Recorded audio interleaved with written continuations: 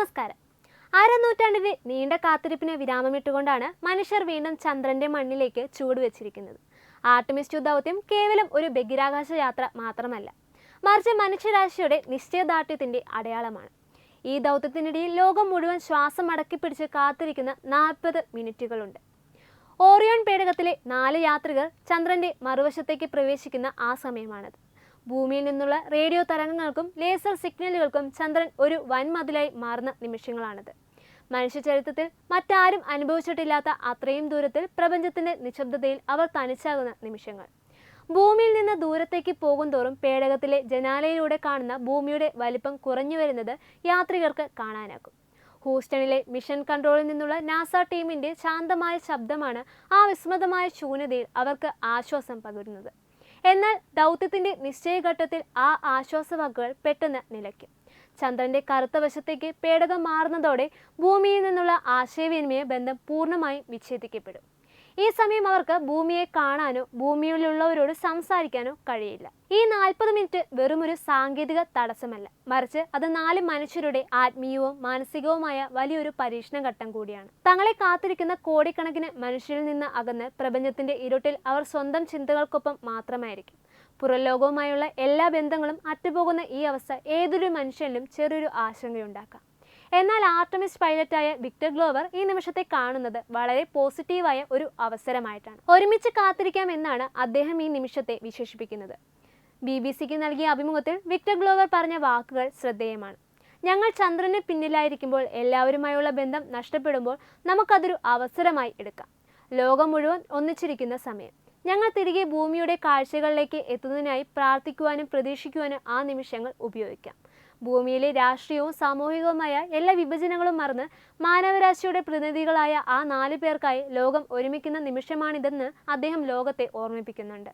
ഇത് ആദ്യമായല്ല മനുഷ്യൻ ഇത്തരമൊരു വെല്ലുവിളി നേരിടുന്നത്. 50 വർഷങ്ങൾക്ക് മുൻപ് നടന്ന അപ്പോളോ ദൗത്യത്തിലും യാത്രികർ ഈ ഏകാന്തത അനുഭവിച്ചിട്ടുണ്ട്.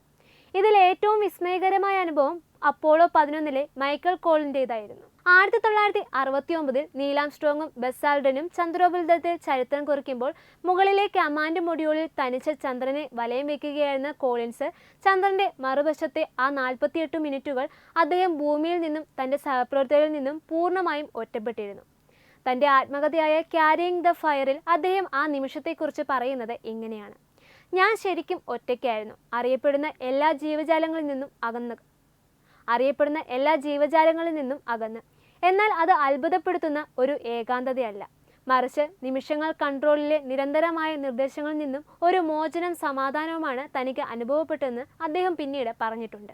അന്ന് കോളിൻസ് അനുഭവിച്ച അതേ ഏകാന്തതയും സമാധാനവും ഇന്ന് ആർട്ടിമിസ് യാത്രികരും കാത്തിരിക്കുകയാണ്. പ്രപഞ്ചത്തിന്റെ അഗാധമായ മൗനത്തിലേക്ക് അവർ ആഴ്ന്നിറങ്ങുന്ന നിമിഷങ്ങളാണ് അത്.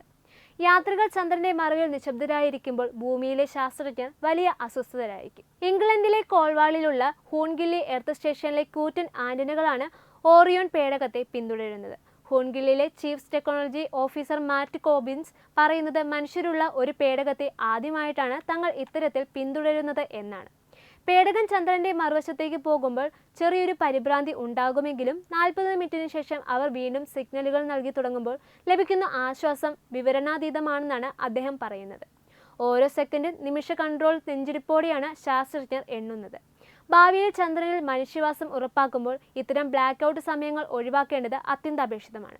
ചന്ദ്രന്റെ മറുവശത്തും 24 മണിക്കൂർ ആശയവിനിമയം ലഭ്യമാക്കാൻ യൂറോപ്യൻ സ്പേസ് ഏജൻസി മൂൺലൈറ്റ് എന്ന പേരിൽ ഒരു ഉപഗ്രഹ ശൃംഖല വിന്യസിപ്പിക്കുന്നുണ്ട്. ചന്ദ്രന്റെ വലയം വയ്ക്കുന്ന ഉപഗ്രഹങ്ങൾ വഴി ഭൂമിയുമായുള്ള ബന്ധം തടസ്സമില്ലാതെ നിലനിർത്തുവാൻ ഇത് സഹായിക്കും. ഇത് യഥാർത്ഥത്തിൽ ചന്ദ്രന്റെ ഏത് കോണിലിരുന്നും ഭൂമിക്കുമായി സംസാരിക്കുവാൻ സാധിക്കുന്നതാണ്. ഭാവിയിലെ ചാന്ദ്ര കോളനികൾക്കും ഗവേഷണ കേന്ദ്രങ്ങൾക്കും ഇത് വലിയ മുതൽക്കൂട്ടാകും. ഭൂമിയിൽ നിന്നുള്ള ശബ്ദചലനങ്ങളില്ലാതെ ആ 40 മിനിറ്റുകൾ യാത്രകൾ വെറുതെ ഇരിക്കില്ല. അവർ ചന്ദ്രനെ കൂടുതൽ സൂക്ഷ്മമായി നിരീക്ഷിക്കുവാൻ ഈ സമയം ഉപയോഗിക്കും. ചന്ദ്രന്റെ മറുപുറത്തെ ഭൂപ്രകൃതി പഠിക്കുവാനും ഇതുവരെ കാണാത്ത കോണുകളിൽ നിന്ന് ചന്ദ്രന്റെ ചരിത്രങ്ങൾ പകർത്തുവാനും ഇവർ ലഭിക്കുന്ന സുവർണ അവസരം മുതലാക്കും. പ്രപഞ്ചത്തിന്റെ അത്ഭുത കാഴ്ചകളിൽ ലയിക്കുവാനും തന്റെ ദൗത്യത്തിന്റെ ഗൗരവം ഉൾക്കൊള്ളുവാനും അവർക്ക് ഈ നിശബ്ദത തുണയാകും. ശാസ്ത്രീയമായ പഠനങ്ങളെക്കാൾ ഉപരിയായി ഒരു മനുഷ്യൻ എന്ന നിലയിൽ പ്രപഞ്ചത്തോടുള്ള അവരുടെ ബന്ധം രേഖപ്പെടുത്തുന്ന സമയം കൂടിയാണ് ഇത്. ഒടുവിൽ ചന്ദ്രന്റെ നിഴലിൽ നിന്ന് ഓറിയോൺ പേടകം പുറത്തു വരുമ്പോൾ ഓരോ തരംഗങ്ങൾ വീണ്ടും സജീവമാകും. ഹൂസ്റ്റൺ, ഞങ്ങൾ തിരികെ എത്തിയെന്ന സന്ദേശം സ്പീക്കറുകളിൽ മുഴങ്ങുമ്പോൾ ഭൂമിയിലെ ദശലക്ഷക്കണക്കിന് മനുഷ്യർ ആശ്വാസത്തോടെ ഒരു നിശ്വാസമെടുക്കും. ഇരുട്ടിൽ നിന്ന് വെളിച്ചത്തിലേക്ക് തിരികെ എത്തിയ ആ സഞ്ചാരികൾ തങ്ങൾ കണ്ട കാഴ്ചകൾ ലോകവുമായി പങ്കുവയ്ക്കുമ്പോൾ അത് മനുഷ്യന്റെ ജീവിതത്തെയും പരിവേഷണത്തിന്റെയും പുതിയൊരു അധ്യായമായി മാറും. ഈ 40 മിനിറ്റ് നിശബ്ദത മനുഷ്യരാശിയെ സംബന്ധിച്ചിടത്തോളം വലിയൊരു കുതിച്ചുചാട്ടത്തിനുള്ള ഒരുക്കമാണ്. ആർട്ടിമിസ് 2 ദൗത്യം വിജയകരമാകുന്നതോടെ ചന്ദ്രൻ മനുഷ്യന്റെ അടുത്ത വിനോദസഞ്ചാര കേന്ദ്രമോ താമസ സ്ഥലമോ ആയി മാറുമെന്ന കാലം വിദൂരമല്ല. ന്യൂസ് ഡെസ്ക് തത്വമൈ TV.